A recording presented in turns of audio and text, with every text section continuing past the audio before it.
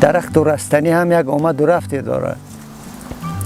اکثریت نوهای محلی چون پیر شدن از بین رفتن، یعنی نیست شدن.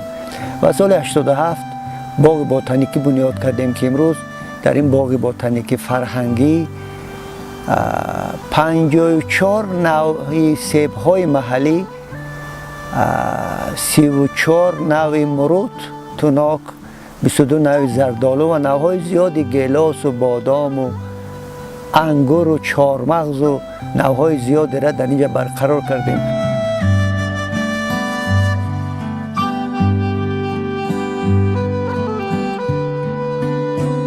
درخت سیبی که در زیر آن ما نشستیم 14 نمودی سیب پیوند شده است. به خاطر چیست؟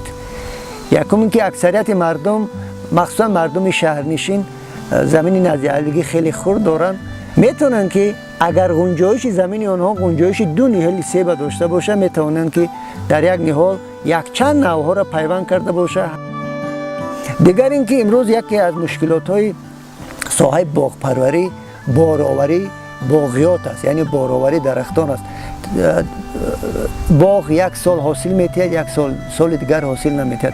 با این اصول در یک درخت پیوند کردن یک چند، ما توانستیم که همین بارآوری درخت به یک نظام در آورده باشیم.